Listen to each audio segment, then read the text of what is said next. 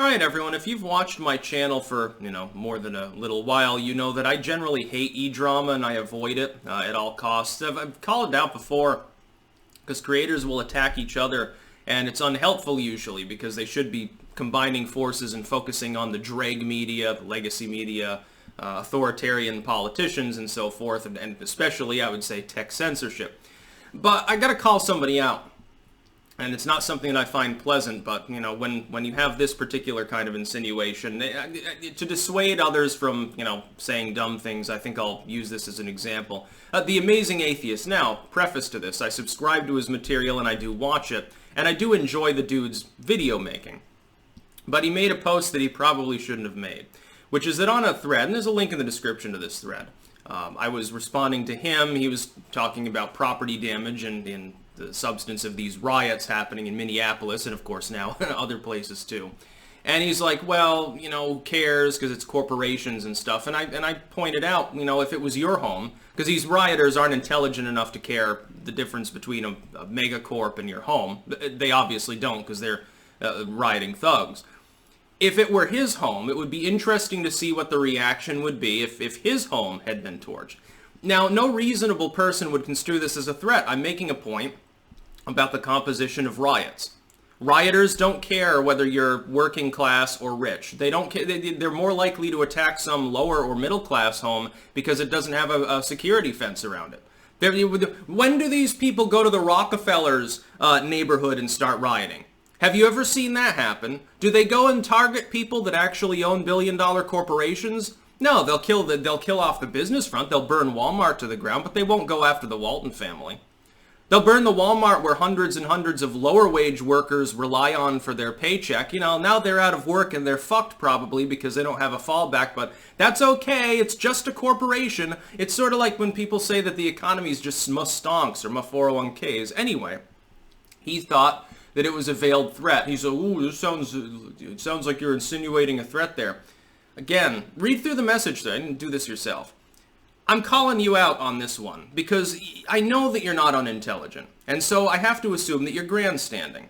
Trying to keep up appearances, which is convenient to do when you have a situation like this where you can, again, grandstand and say things in public that I doubt you'd say in private with regards to these riots. And I see this all the time. Liberal individuals keep persisting in calling these protests at the point where they've completely lost control. A protest involves some rudimentary degree of organization. My point is that he would act differently if it were his community being torched. If it were a business where he knew the owner, he'd be pissed. If it were his house, he'd be pissed. If one of his friends in Minneapolis, or a big-time subscriber, so he gets a Patreon message tomorrow. He's like, oh, I'm $100 short on here. I wonder why. He gets a message from somebody saying, yeah, I was donating because I have this business and I like your videos, but now I've got to rebuild, so sorry. I think that he would feel slightly incensed. What if it's someone that works at McDonald's and they're giving TJ $5 a month? TJ isn't thinking about that, and I was reminding him of this fact that this kind of mob does not care. It doesn't care that you're a leftist.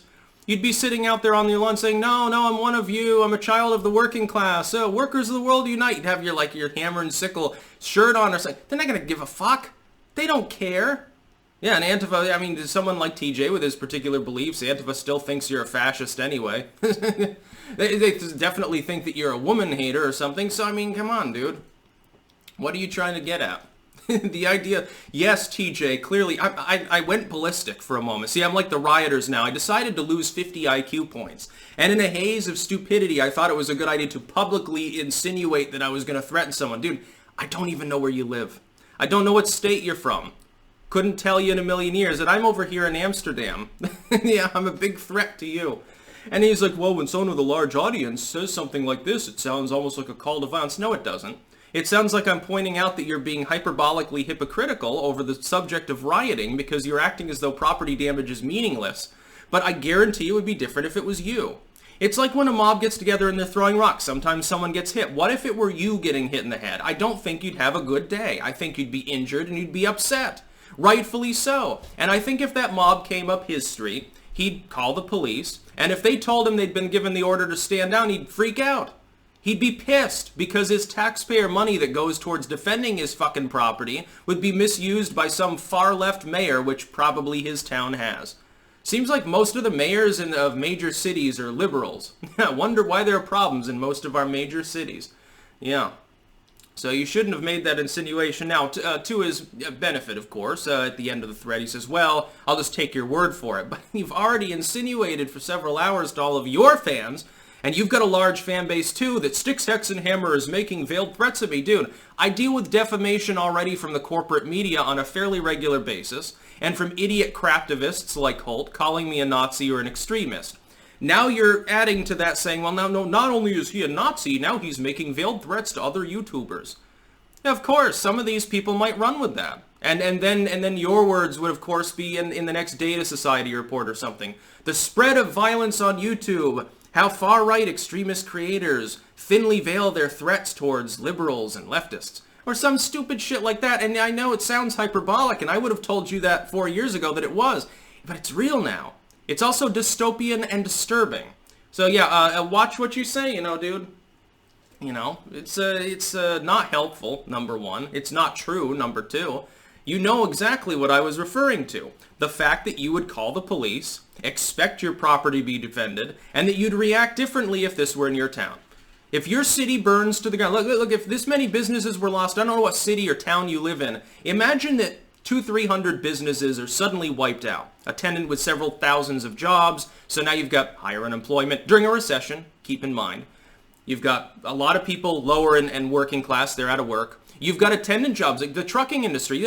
People supply Walmart and all these others. Local trucking firms handle a lot of that volume. Now they're not getting that contract. Store's not there. Maybe a trucking firm goes out. Okay, so there's a couple dozen middle classers, people that make a reasonable salary as truckers or they're loading or whatever. The managers, his job is cut.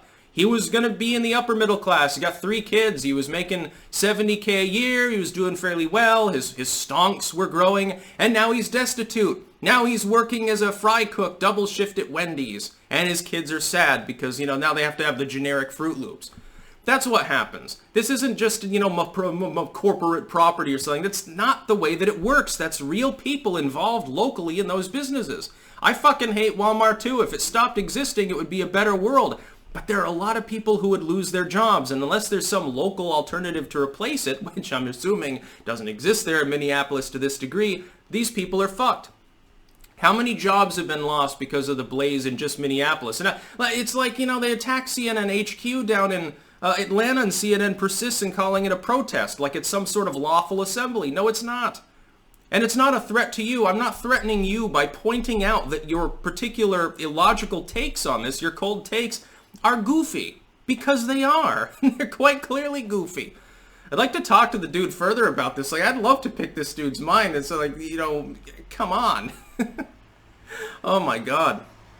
Yeah, Sticks, Hex, and Hammer. YouTube extremist threatens peaceful atheist. Come on. It'd be a funny story. I half expected to see it next week on Right Wing Watch or something like that because, they scraped the bottom of the barrel lately because they don't have any legitimate grievances. They tell me, oh, this dude is he hates protesters, really hates black people, and now he's threatening atheists online. That'd be funny now, wouldn't it? I wouldn't put it past him, dude. That's about all. Peace out.